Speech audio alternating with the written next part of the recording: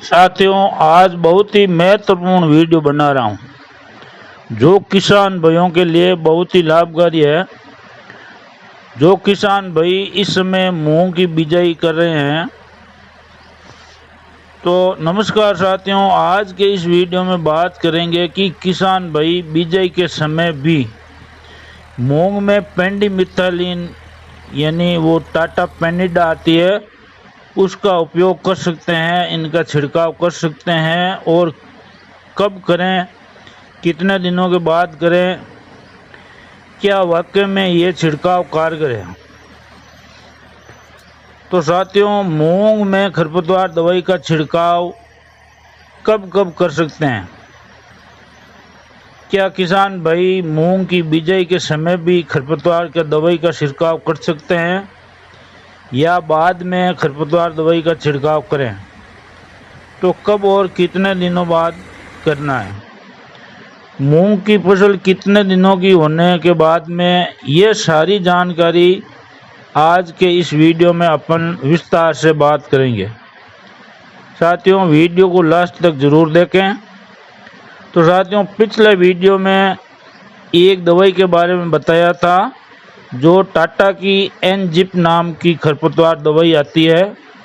वो एक विशेष प्रकार की दवाई है जिसका उपयोग मूंग में, सोयाबीन में और इन एनजिप का प्रयोग किसान भाई प्याज और लहसुन में भी कर सकते हैं, लेकिन इसकी मात्रा है वो अलग अलग फसल में अलग अलग होती है, इसलिए एनजिप की मात्रा का ध्यान रखना जरूरी है।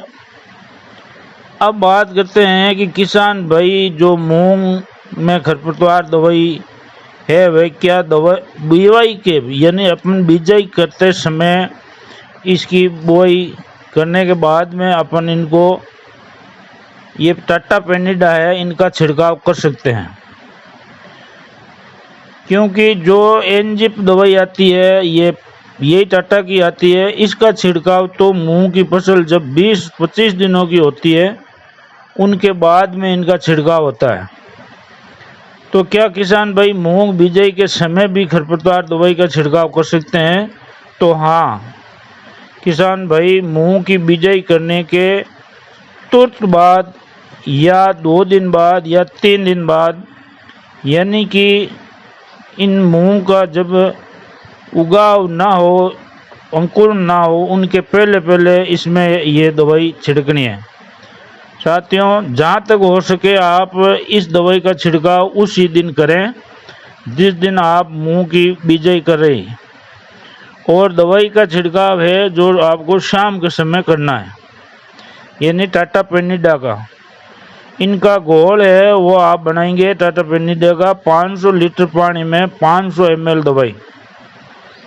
तो आप इस प्रकार से ये दवाई है वो आप दूसरे दिन उसी दिन छिड़काव कर सकते हैं। जो इसका वो 500 लीटर पानी है वो 2.5 से 3 बीघा के हिसाब से इनका छिड़कना है। और अब ये बात करेंगे कि ये छिड़काव पहले से करने से किसान भाई सोचते हैं कि ये दवाई खराब हो जाएगी और कारगर नहीं होगी, लेकिन साथियों ऐसा होता नहीं है, क्योंकि ये दवाई है यानी पेंडामिथालिन, जो दवाई वापस पानी के संपर्क में आने से ही ये अपना काम करना शुरू करती है।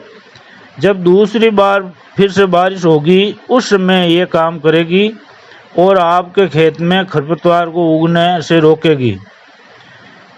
या फिर आप 20-25 दिनों के बाद की फसल होने से एनजिप काम ले सकते हैं, या आप पहले निराई गुड़ाई करें, या फिर 20-25 दिनों के बाद में जब दूसरी बार बारिश होती है तो आप जब खेत में नमी हो तो ही ये कार्य करेगी। जो एनजिप टाटा की आती है उनका छिड़काव निकालें। ये दवाई एनजिप दवाई है वो घास के विकास को रोकती है और घास को नष्ट कर देती है। साथियों, ध्यान रखें, खरपतवार दवाई का उपयोग करने से पहले आप हमेशा अपनी फसल और खरपतवारों के बारे में के अनुसार उनका सही दवाई और उनकी मात्रा का ध्यान रखना बहुत ज़रूरी है और फिर दवाई का छिड़काव करना है।